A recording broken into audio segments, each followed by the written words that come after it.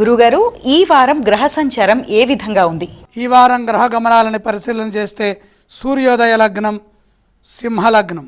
సింహలగ్నంలో సూర్యుడు, బుధుడు, కేతువు, కన్యలో శుక్రుడు, చంద్రుడు ధనుస్సులో, కుంభంలో రాహువు, మీనంలో శని, మిథునంలో కుజుడు, కర్కటక రాశిలో గురువు. 3 గ్రహాలు మారినాయి ఈ వారంలో.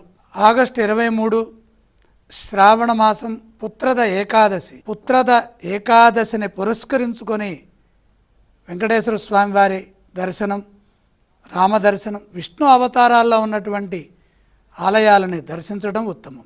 ఆగస్టు 25 ప్రదోష వ్రతం. త్రయోదశి సాయంకాలంలో వచ్చే ప్రదోష కాలం పరమశివుని ఆరాధనకు విశేషమైంది.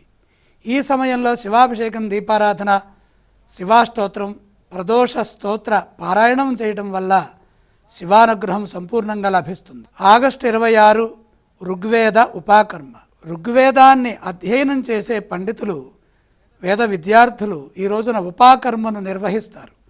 ఋషి తర్పణం, నూతన యజ్ఞాభివేత ధారణ, వేదారంభ సంకల్పం మొదలైన కార్యక్రమాలు ఈ రోజున ఆచరించడం ద్వారా వేదపురుషుని యొక్క అనుగ్రహం లభిస్తుంది. యజుర్వేద ఆపస్తంభ ఉపాకర్మ ఆగస్టు 27.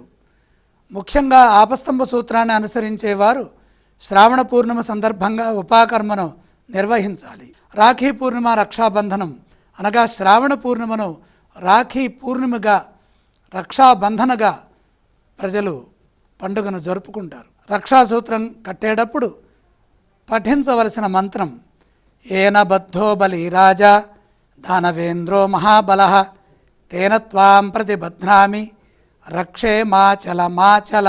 ఈ మంత్రం యొక్క భావం ఏంటంటే, ఏ రక్షాసూత్రంతో మహాబలవంతుడైన దానవేంద్రుడు బలిచక్రవర్తి బంధింపబడ్డాడో అదే రక్షాసూత్రంతో నిన్ను బంధిస్తున్నాను.